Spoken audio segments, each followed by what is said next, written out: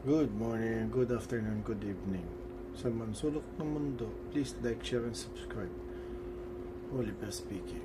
Ngayon po, August 31, 2024, ay kadalawang taon nakamatayan ng aking kapatid na babae na si Ate Maris. Siya po ang nag-alaga sa akin bago po ko nag-asawa for almost 32 years po. Tagaluto ko po, tagalaba, tagapayo, tagapagtanggol. Marami pong good memories. Tatandaan ko po nung bata po ko. Pagod na pagod siya. Sabi ko, ate, biskwit. Yung biskwit po ay kitchen. Hinabol po ako sa galit. Galit na galit sa akin.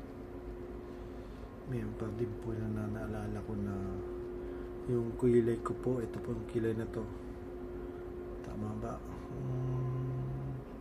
Nasunog po dahil may ano po na Chinese. Nung time po na nasa Chinese school siya, ako po nagpapatuto. Pero hindi po ako sa Chinese school.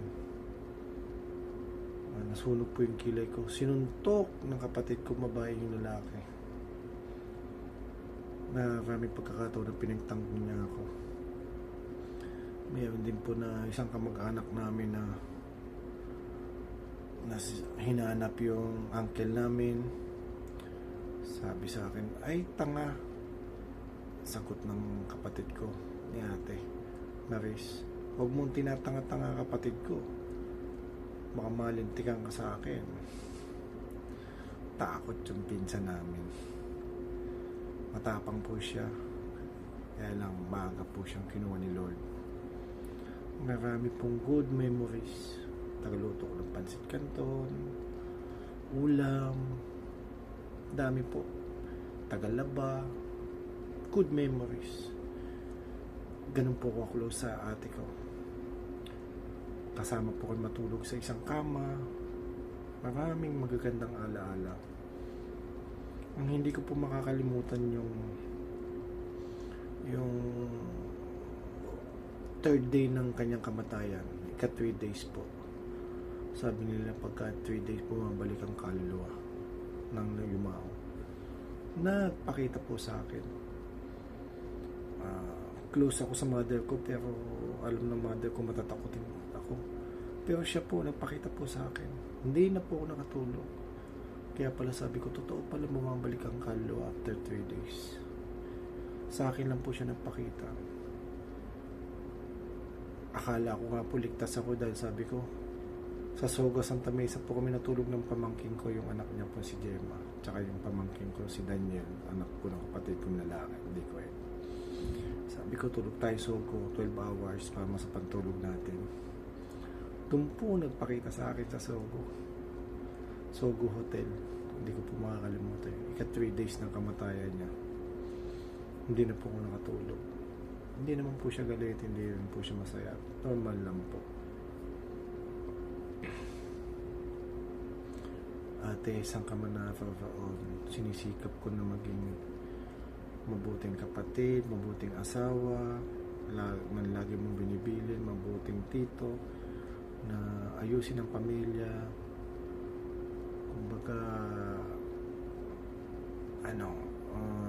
till death to us part ng aking asawa. Akin na malayo ako sa mga tukso, sa mga pagsubok dumating sa buhay ko. Palagpasan ko po lahat dyan. Tinisikap ko naman.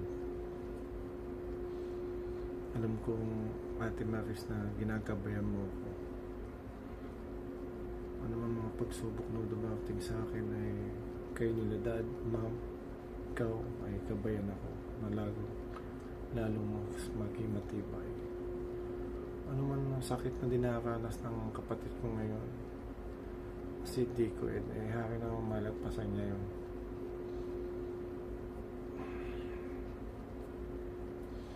Saan ka man naroon, Ate Maris, alam mo kung gaano kita kamahal. Alam mo din na malapit ka nang kunin ni Lord, kaya kahit i-prenda ko yung bahay, sabi mo wag na, para mabuhay ka lang. Miss you, ate. Alam mo, mahal na mahal kita.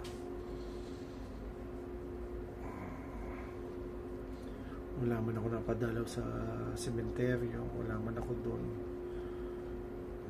Nagpa-tirik lang ako kanila sa aking may bahay. Nandito ka lang sa puso ko at saka isipan ko. Huwag mo pababayaan. Ako, mga kapatid mo, pamangkin, lalo-lalo anak mo. Salamat, Ate Maris. I miss you. I love you. Alam mo yan, kung kita kamahal.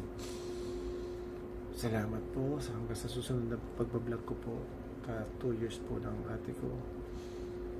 Ginawa pong saan man siya nada doon. Maging masaya po siya. Anong hindi yan nakapunta dito sa lupa ay sa kabilang buhay ay makamtam niya. Kaya mo may awan Diyos, ate, kung magkaroon ng blessings, yung blessing na matatanggap namin ay ililipat ka namin sa Loyola kung pwede. Kung hindi man sa ibang lugar na napakalayo kasi ng Bagbag Cemetery na public cemetery, pakalayo, wala makadalaw sa'yo. Alam mo yan, ako lang ang nakakadalaw sa'yo. Basta hanggat nabubuhay ako, lahat ng mga mahal ko sa buhay, dadalawin ko yan. Sa Cavite, kinit ko din makadalaw sa mga mahal kong lolo't lola, mga tiyo, sa kabilang mga tiya. Salamat, Ate Maris. I miss you. See you on my next vlog. Paalam. Bye.